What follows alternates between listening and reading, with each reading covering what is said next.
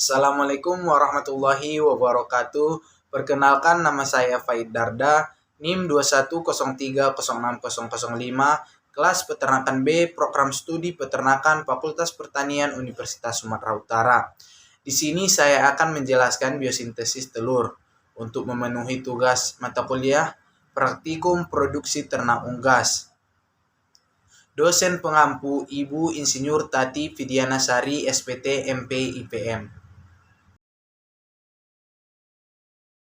Baiklah, sekarang saya akan mereview anatomi ovarium dan ovidak. Saluran unggas betina terdiri atas ovarium dan juga saluran ovidak. Nah, saluran ovidak ini tersusun atas infundibulum, magnum, isthmus, uterus, vagina, dan kloaka. Yang pertama yaitu ovarium. Nah, ovarium ini merupakan tempat sintesis hormon steroid, seksual, gamatogenesis dan perkembangan gen serta pemasakan kuning telur atau folikel. Selanjutnya yaitu infundibulum. Ini memiliki panjang sekitar 9 cm. Infundibulum ini berfungsi untuk menangkap yolk yang sudah matang yang berasal dari ovarium, sehingga yolk ini bisa masuk ke dalam saluran ovidak. Selanjutnya menuju ke magnum. Nah, magnum ini memiliki panjang sekitar 33 cm yang berfungsi untuk sintesis albumen kental dan cair serta sintesis kalasa. Proses ini berlangsung sekitar 3 jam. Selanjutnya yaitu isthmus. Isthmus ini memiliki panjang kira-kira 10 cm. Nah, pada isthmus ini terjadi sintesis membran kerabang yang berlangsung selama 1 hingga 2 jam. Selanjutnya ke uterus. Nah, di uterus ini memiliki panjang kira-kira 10-12 cm. Pada uterus ini terjadi dehidrasi putih telur atau plumping kemudian pembentukan kerabang telur. Proses ini memakan waktu sekitar 18 hingga 21 jam. Selanjutnya yaitu ada vagina. Vagina terjadi pembentukan kutikula. Telur melewati vagina secara cepat sekitar 3 menit. Selanjutnya yaitu yang terakhir yaitu kloaka. Merupakan bagian ujung di mana tempat telur akan keluar. Selanjutnya saya akan menjelaskan proses sintesis yolk. Proses sintesis yolk diawali dari kelenjar pituitari yang melepaskan gonadotropins yang menembus ke tekal layer akan menghasilkan hormon estrogen. Nah, ini berfungsi untuk mensintesiskan bahan penyusun yolk yaitu asam amino, fosfor, kalsium, dan juga lipid. Proses ini terjadi di nukleus pada hati. Kemudian hasil sintesis pada hati ini akan menghasilkan beta-lipoprotein dan juga vitiligonin. Nah, akan menembus dua lapisan yaitu thecal layer dan granulosa layer.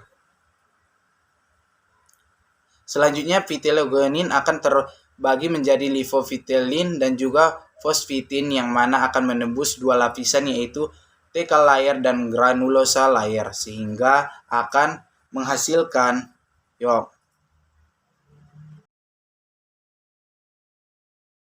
Selanjutnya saya akan menjelaskan proses sintesis albumen.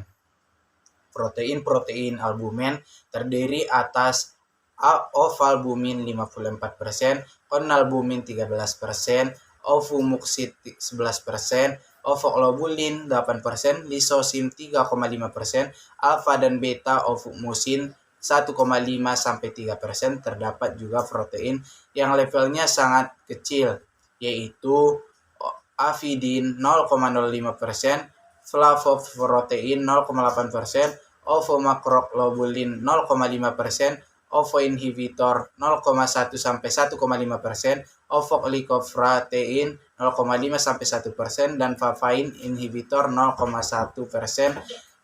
Sintesis albumen terdiri pada magnum. Albumen akan disekresikan dan dikontrol oleh hormon estrogen yang larut dalam lemak molekul. Selanjutnya tambah menjadi reseptor estrogen lestrofilivin 1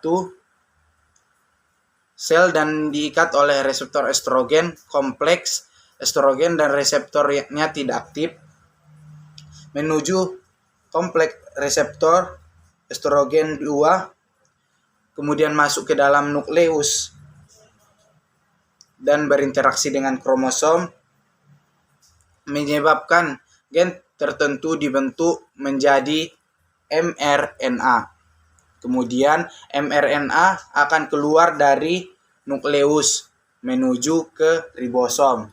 Nah, dan ditranslasi menjadi protein spesifik berupa asam amino sehingga menghasilkan gualbumin dan protein telur khas lainnya. Proses ini berlangsung sekitar 3 jam. Selanjutnya yaitu saya akan menjelaskan sintesis kerabang. Sintesis kerabang ini terjadi di dalam uterus selama 18 hingga 21 jam.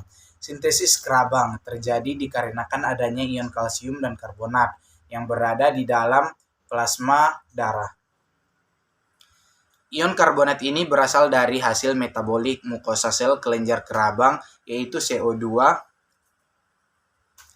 menghasilkan ditambah H2O menghasilkan asam karbonat yang dibantu oleh enzim karbonik hidrase. Kemudian asam karbonat ini akan dipecah menjadi HCO3 ditambah H positif. Kemudian asam karbonat akan masuk ke dalam cairan dalam kelenjar kerabang dan kemudian melepas hidrogen. Lalu kalsium dari plasma darah akan masuk ke mukosa sel kelenjar kerabang, kemudian masuk ke cairan dalam kelenjar kerabang, kemudian bergabung dengan CO3 menghasilkan kalsium karbonat yaitu kerabang telur.